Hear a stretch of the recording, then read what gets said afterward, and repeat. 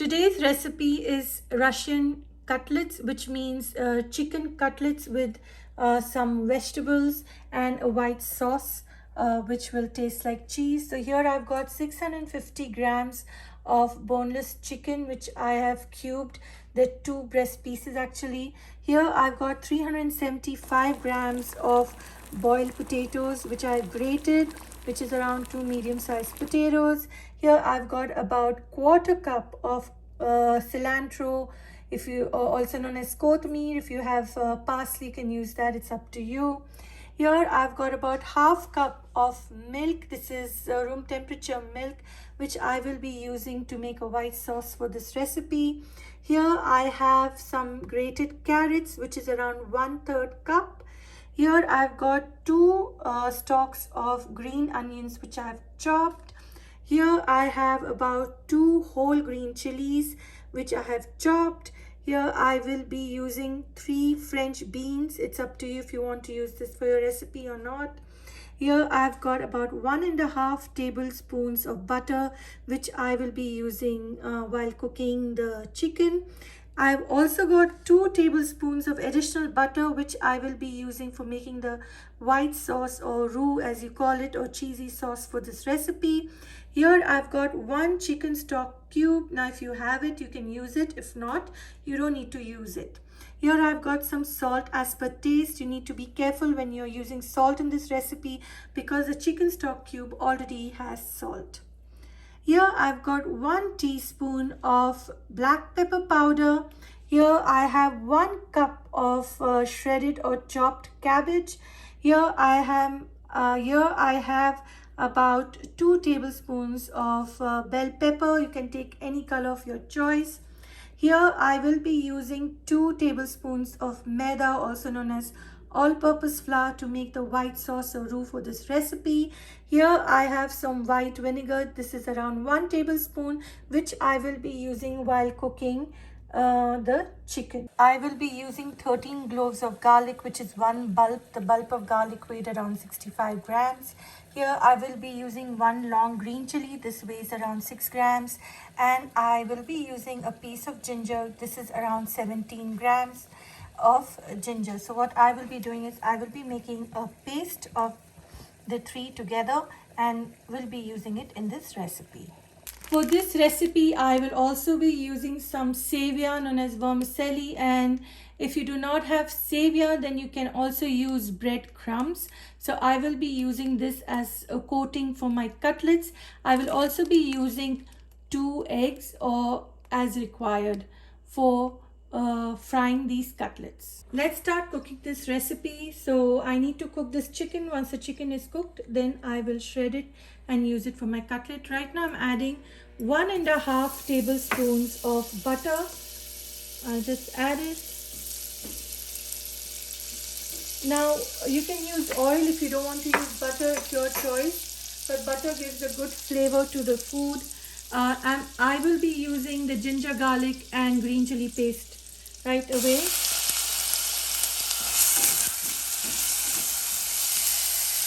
And keep your flame on medium to low or low to medium.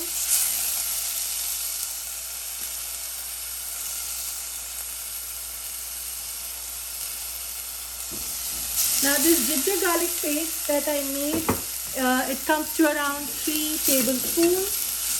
I'll just give it a quick stir. Now what I'll do is I'll add in my chicken pieces and give it a quick stir.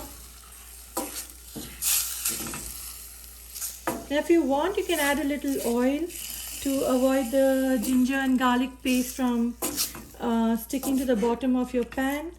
I am not doing it, but you can do it if you think you need to. I'm just giving everything a good mix. I will also be adding my vinegar so that whatever little smell the chicken has, it will vanish with this vinegar. Give it a good stir. I will be adding around half cup of water, and I'll see if I need to add more or not. I need to boil this chicken. Once the chicken is boiled, then I will shred it and use it in the recipe. I'm just adding everything well. At this point of time, I will also be adding my chicken stock cube. This is optional, but this adds good flavor to the recipe. And if you want, you can add a little salt at this point, but I've just added a pinch of salt, not too much. I will lower the flame now on the lowest. When the water comes to a boil, I'll cover and cook till the chicken is done. I will also be adding my French beans once the water's come to a boil. So I'm going to add it. Now what you can do is you can boil these French beans on its own, but for me it's easier if I boil it along with the chicken. So I've just added the French beans. Now I can see the water's come to a boil. At this point of time, I will be covering this and letting it cook. My flame is on the lowest, and every 5 minutes I'll come and check. Let's check on the chicken. It's been around 20 minutes since this chicken has been cooking on low flame. You can see there's still some water in it. So what I want to do is I want to cook it till this water dries out. And you can see the chicken is almost done. Like when I break it with the spoon, it just breaks like this. Try to shred the chicken with the spoon. If not, you can also pull it down and shred it later on. You can also use a potato masher to shred this chicken. I've got a potato masher which I will just use to shred this chicken, while I also want the water to dry out. I can see all the water has evaporated from this chicken. So now I'll turn my stove off and I will keep it aside to let it cool and use it in this recipe. Let's start cooking the roux or the white sauce for this Russian cutlets or chicken cutlets made with white sauce. So first I'll add in 2 tablespoons of butter. To this butter I will add in some green chilies. Just give it a quick stir and keep your flame on low to medium, because we don't want to overcook these vegetables at all. We just want the butter coating these vegetables.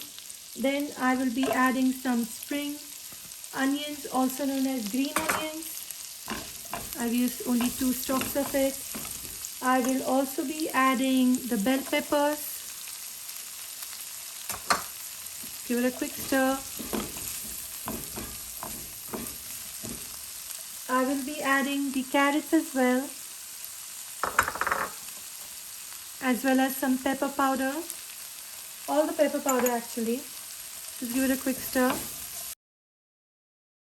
Now I will add in the maida all-purpose flour, and I will coat these vegetables well with it and cook it till the raw or nutty flavor of the flour kind of disappears. So just keep your flame on low, because you don't want the flour or any of the vegetables burning. So you need to stir everything well till the flour coats all these vegetables. I also will be adding the cabbage now, after adding the all-purpose flour, also known as maida. Just coat everything well. So we don't want anything to overcook here. We just want everything to be coated with the butter as well as the flour. And now what I'll do is I will add in my half cup of milk. This is room temperature milk, and I will continuously cook it. I will also be adding my salt. Now you can taste for salt once the entire recipe comes together.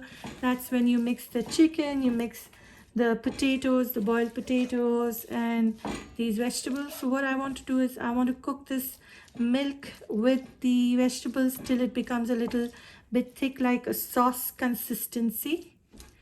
So my flame is still on low. I have not increased the flame because I don't want anything to burn or overcook here.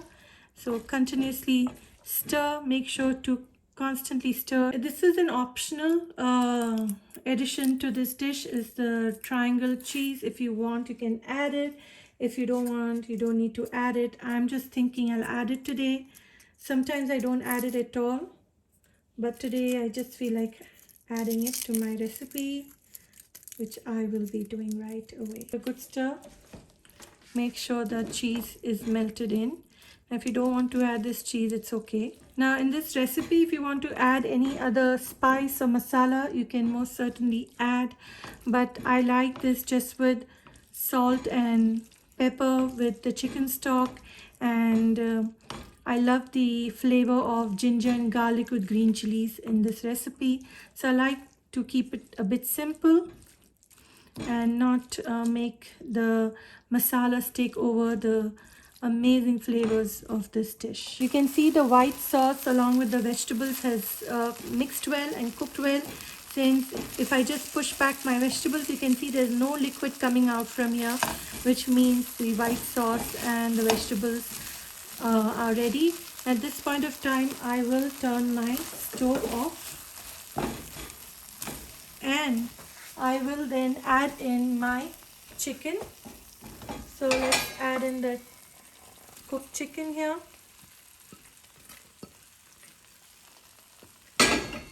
And give it a quick stir.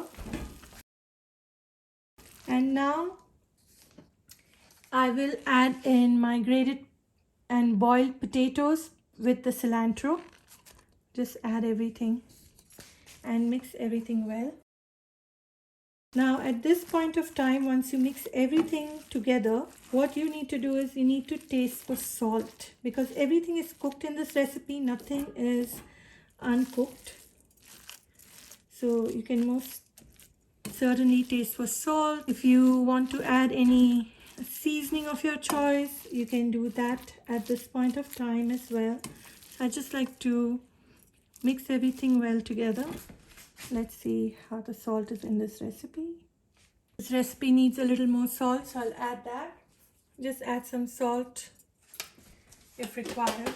Also, if you want, you can add some lemon juice, which I will be doing that as well, to just add a little tanginess to this recipe. That I want to cool this entire mixture down so that I can shape into cutlets easily, because you can see it's quite soft now, and forming the cutlets would be a bit challenging. You can do it, but for me it's a bit challenging. I've just transferred the chicken mixture into this bowl, which I will place it in my normal refrigerator, and I will just place it for 45 minutes before I shape it into cutlets, so that when I'm frying, everything is put together well. I have just removed this chicken from the fridge. It's been there for almost actually an hour, and I've got the saviya here. So before I proceed cracking these eggs, I will be breaking the saviya into small pieces so that I can dip the cutlets in this. And if you don't have saviya or vermicelli or vermicelli, however you want to pronounce it, then you can also use breadcrumbs.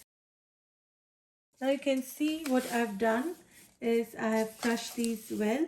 Now I'll pour a little in the plate, so while I'm coating the cutlet, I will use it accordingly. This is around 500 grams. So for now, I'll only use this much, and if I need more, I'll use another packet of saviya. So I'll just pour a little here. So when I coat my cutlets, I'll coat it in this plate of saviya. My next step is to crack the egg and whisk it. So like I always, whenever I use egg in my recipes, I like to use a strainer just to remove this white little film here in the egg. I whisked most of the egg, you can see, and this remaining part of the egg, I will leave it. I won't add it to my recipe because I don't want that strong egg flavor in my dish. So now this egg is ready. Now if I want more eggs, I will use it more later on in my recipe. I'll just add in a pinch of salt, or say less than a quarter teaspoon, very less salt. And if you want, you can add in some pepper powder. If you don't want pepper powder, you can just skip it. I'm just adding it here. Whisk it well. applying some oil to your palms, just take a little of the chicken mixture and shape it into a cutlet. Now you could do oval shape, or you could even do a little round shape cutlets. It's up to you. The thickness and the size of the cutlet is also your choice. So here you can see I've just made a small one, and I'll just dip it in this egg and just dip it in the savior as well. What I'll do is I will place it on another plate like this, and I'll just complete making the rest of my cutlets.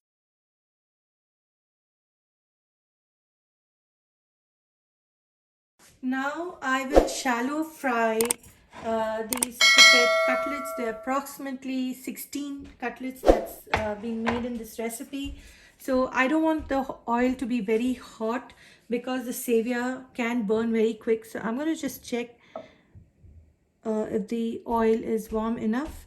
So what I'm looking for is little tiny bubbles should be around my spoon, and that will indicate if the oil is ready to use for frying. Now you can see the oil is bubbling around my wooden spoon, which gives me an indication that this oil is ready for me to use for shallow frying the cutlets. You can use any spoon of your choice.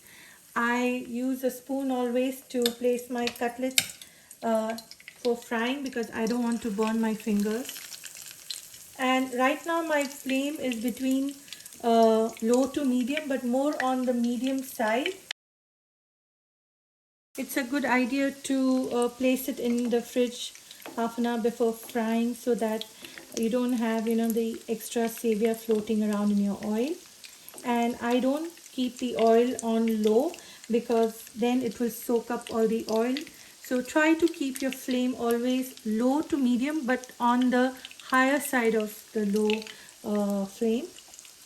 So I'm just slowly trying to just spread some oil over the top of these cutlets, and they don't take too much time to fry because everything is cooked except for the savior and the egg coating, and this frying doesn't take more than about 4-5 minutes. So now I'll carefully turn it. I generally use these tablespoons because it's easier for me to turn these cutlets around, and I want to avoid breaking the cutlets. If I used a bigger spoon, I don't think I'm confident enough to turn it around and see that it won't break. So that's the reason I use spoons like this. Make sure to fry on each side a minimum of at least 3 minutes before turning, otherwise your cutlets are most certainly going to break. So I'll continue frying for another 2-3 minutes, and then I'll again turn it. I like to use the back of my spoon to give support to the cutlet while turning. Now I feel these cutlets are ready. So you can see it's slightly golden brown, which I like that color. This is the perfect color for the cutlets. And now I'll start removing the cutlets from the frying pan. You can see these cutlets have fried so well that the savior doesn't fall off after frying, and it's so amazing. It looks delicious from within as well because we pre-cooked everything and then we fried here. So after frying it looks like this, and then when I cut it, it looks amazing. So this is an ideal a snack to have for any of your dinner party or just casually at home. Please enjoy these Russian cutlets, also known as cheesy chicken cutlets. Please comment, like, share and subscribe to my channel. Please click on the bell icon for notification of my latest videos, and thank you for watching. Enjoy!